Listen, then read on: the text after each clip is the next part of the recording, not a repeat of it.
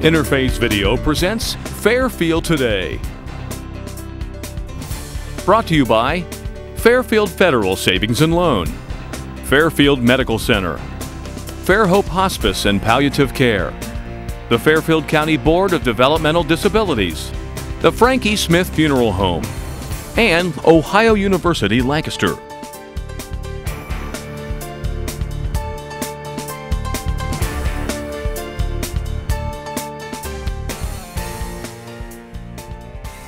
Hi, this is Temple Montanez for Fairfield Today, represented by Fairfield County Board of Developmental Disabilities. And we are in for a treat today. We are in the sort of the VIP area of Shaw's Inn, correct? I mean, not a lot of people get to come up here into this cool test kitchen. I'm here with Susie Cork, who is the general manager and lead chef and head guru of Shaw's Inn and Restaurant in downtown Lancaster. And the reason we're here with this beautiful plate is because we're talking a little bit today about microgreens and the importance of using them in culinary confections and creations, and a little bit about what makes them so special. Well, they taste really delicious. We contracted with developmental disabilities when they first started. I want to say it's been 4 or 5 years, and we're one of their first accounts. We get supplies from them. We get over a pound a week every Wednesday, I think. Of just the microgreens? Just the microgreens. Oh, and right now we on the plate are radishes and sunflower microgreens. So microgreens are grown in soil versus like sprouts are grown in water. And they have a lot of flavor, so the sunflowers actually taste nutty. They taste like sunflowers. The radishes are really spicy. They taste like a radish, and so we garnish with them on our specials like walleye or lobster, or our meatless specials for sure. And people really enjoy them. They're awesome if you want to use them at home, mixed in your salads, or we put them often on sandwiches as well. Oh, and as I say, they're beautiful. So do a lot of people mistake them for a garnish and not know that there's that much? Yeah, they do. They're like, now is this edible? Like, oh yeah, we wouldn't put anything on. Right. If we have edible flowers, we just had chive flowers, for instance, we'll put them on. Sometimes I'll get nasturtiums or violets from some of my farmers at the farmers market, and we'll put them on. And yeah, people are getting used to the microgreens now. Oh, and it's a huge vitamin punch, and it's concentrated vitamins. So it's a great way to get your vegetables. And I know my stepkids love them, so that's kind of a neat thing. Like you're getting more vegetable vitamins than you think. Oh, that's fantastic. Now, I know how much we appreciate at Fairfield DD, being able to grow these for local vendors. But tell me why it's important to you to use organic produce or locally grown produce. I mean, is that the rage, or is there really some meaning behind that? Yeah. Oh yeah. Well, we use local. It's been a journey over the last 4 or 5 years. I really started when I moved back and took over Shaw's to get local sourcing, and it takes a while. I mean, it's a lot of work. I understand why restaurants don't do it. You have to drive to farms. I have to drive to a farm tomorrow to get strawberries, or you have to contract with them. So every week we get them year round, the microgreens, and they keep better. They have better flavor and they taste better when they're local. Absolutely, and they're usually better price than importing them from Texas or California. We're subject to all those droughts and things like that at those places, and we're not here. And our customers really know the difference. I mean, they are very sophisticated now with Food Network and other restaurants coming on board with doing local, that they look for it, they kind of demand it. If I didn't do it, I would get a lot of questions why I'm not. So so now you can't stop. I mean, it's great. That's awesome. And we at Fairfield DD appreciate all the support, but it's also good to know what a cool product that is. And again, microgreens are available at the farmers market out at Fairfield Opportunity Center on Coon Path Road. Well, thank you very much, Susie. We appreciate it. I'm going to try one. All right, good. Go ahead. All right, I'm diving in. Okay, we'll be back in just a moment.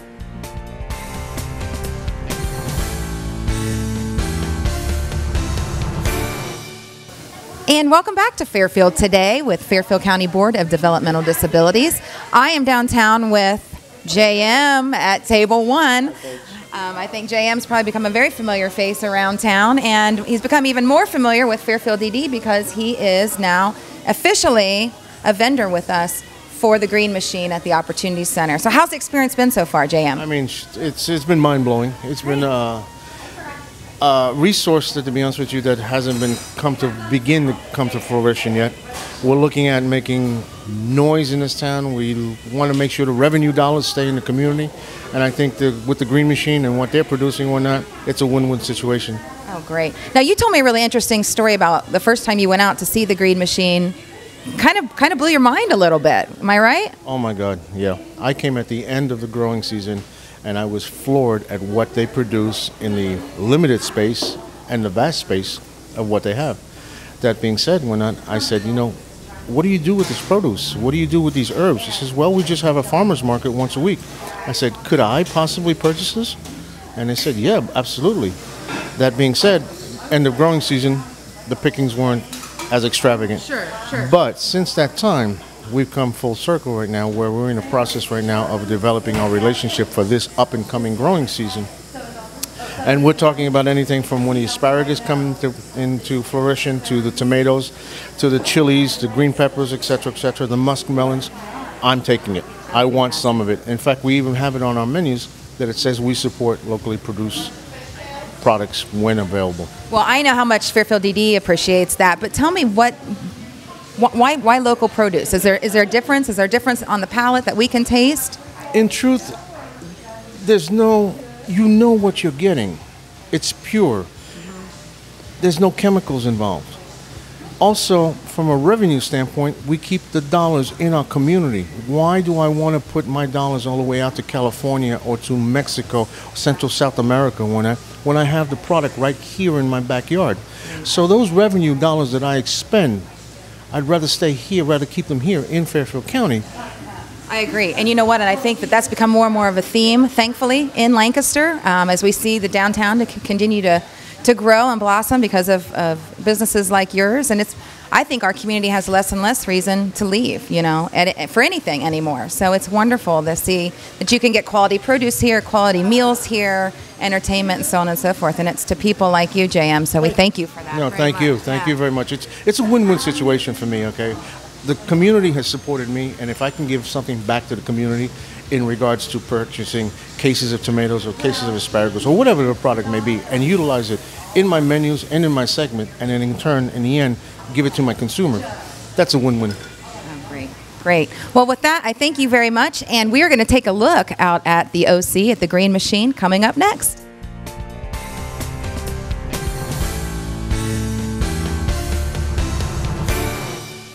Okay, well, welcome back. This is Temple Montanez on Fairfield Today, sponsored in part by Fairfield County Board of Developmental Disabilities. And I got to tell you, this is a good gig if you can get it, because I am standing in the garden of the Green Machine, which is, we've been talking about today, is affiliated with the the Ohio Master Gardeners? Ohio State University. Ohio State University Extension Office Master Gardeners, in conjunction with the Fairfield County Board of DD individuals served at the Opportunity Center. Right. And you are in what year now? We're in our 4th year working on this project. Oh, fantastic. And this is Trish Jones. And Trish, tell me a little bit about how you got involved in this project. Well, I was a new master gardener coming out of the training, and was contacted by another master gardener, and Connie Smith, who is our coordinator, about coming and looking at this project to see whether we could put in some effort to create a vegetable produce garden, and working with the clients here at the DD. And so I started working together with another master gardener, Jackie Marion, and we have pretty much tried to guide and direct some expansion in this project. And over the years, we have added the shade structure behind us, where we do a market, and we've created the market and have that open 3 days a week. So it's just been... And for the record, that market is opening end of June, right, correct? End of June. End of June, and we will be here on Mondays and Fridays from 11 until 2, and Thursdays from 1 until 6. Okay, so probably starting very end of June, maybe right before 4th of July weekend even. Right, exactly. Okay, so we can come get all of our goodies for our 4th of July picnics. Okay, and I'm sure, Connie, you probably need no introduction. You're sort of Mother Nature of Fairfield County, correct? I hope not. Gosh, I hope not. Connie, tell us a little about yourself and how you got involved in this project. Well, this is kind of one of those projects that you're not quite sure how they happen, but they do happen.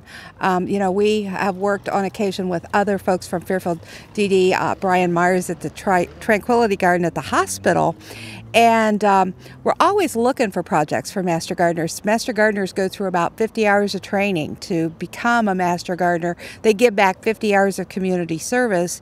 So Deborah Wills called me and said, you know, we got this area, and then I was also contacted by Farm Bureau, who said, what do you think? Is this something your gardeners could get involved with? So I decided, you know, we stopped up, we took a look at it. It's, you know, small area to get started, but we also realized that there needed to be some things indoors as well as outdoors. Right. So we talked Like the microgreens that we've been learning about today. Okay. So we talked about microgreens to give, you know, kind of something to do all year long, and then this garden project got started. So it's a kind of easy give back for us. We have about 7 other projects, including the courthouse, the Sherman House, a couple big educational days we do, different things like that volunteers can give back to, but for especially our volunteers in the northern part of the county, Pickerington, Canal, Winchester area, this is a good way for them to give back, and it's not driving into Lancaster to give back their hours. Sure. We've had a big dispute today about where Lancaster begins. Absolutely. So it was a good way to be able to involve Master Gardeners. It was a good project.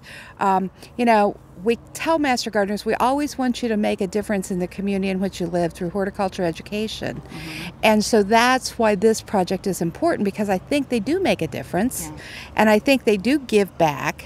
And I think as people come and visit this garden and the farm market, they get a sense of maybe they could try some things that they're doing here with the Green Machine gardeners in their own garden. So that's why some of the structures are the way they are.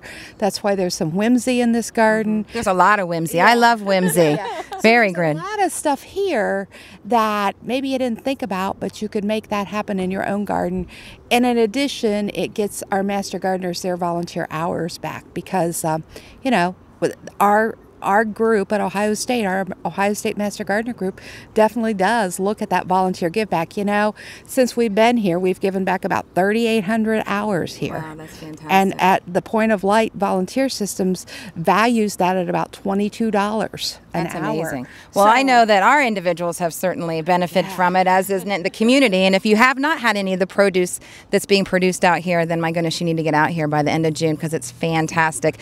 We were talking today with JM from Table 1 and Susie Cork at Shaw's, and how thrilled they've been with the product that they're receiving and the timeliness in which they receive it, and so on and so forth. So this started as, correct me if I'm wrong, 1,500 square feet? Yes. Okay. And we're now about 7,500 or 8,500. It depends on which all pieces you add in. Wow. So, yeah, wow, that's a lot of weeding.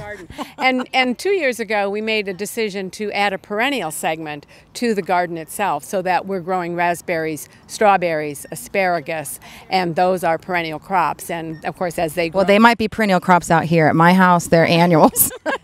But year in, year out, they do expand, and you know, they need a little more land, and so we've had to expand space for managing just the amount of new crop that we've had from those. So, but those are great, because they're premium crops when you buy them in the grocery store too. Sure. So, you know, someone can actually come here and get it fresh, no footprint in terms of California to Ohio. You know, you come out here. Grown local, sold local, consumed local. Yeah, so, right. well, we sure appreciate everything that you ladies in your program have done for Fairfield County Board of DD. And with that, we're going to take a few seconds and talk to some of our gardeners.